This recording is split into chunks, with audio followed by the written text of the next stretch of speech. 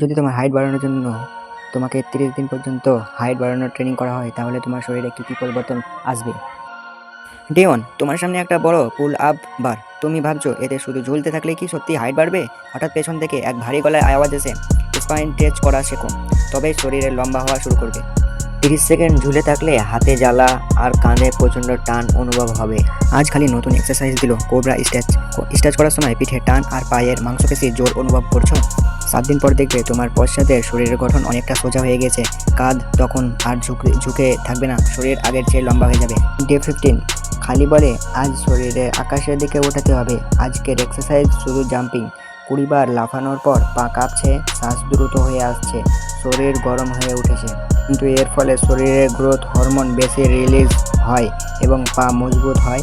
খালি তোমাকে একটা ঝপটা মেরে বলে যখন শরীর ওপরে উঠতে চায় তখনই হাইট বাড়াবার দরজা খুলে যায়।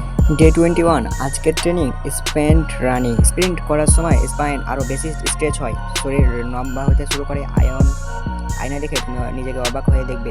পশ্চার একদম পারফেক্ট আর বডিতে একটা ডলার লম্বা লুক চলে এসেছে। হঠাৎ খালি কোচ সামনে এসে বলে আজ শেষ পরীক্ষা, আজকের নতুন এক্সারসাইজ সুপারম্যান স্টেজ। 20 সেকেন্ড থাকতেই পিঠে জোরদার টান লাগে, শরীর কাঁপতে শুরু করে। তুমি ধীরে ধীরে উঠে দাঁড়াও এবং অনুভব করো তুমি আগের থেকে অনেক বেশি লম্বা হয়ে দেখাচ্ছ। এমনই আরও ভিডিও পেতে সাবস্ক্রাইব করুন আমাদের চ্যানেল টেকনিক্যাল আলী এবং অলে প্রেস করে দিন, যাতে সবের প্রথম আপডেট আপনার কাছে পৌঁছে যায়।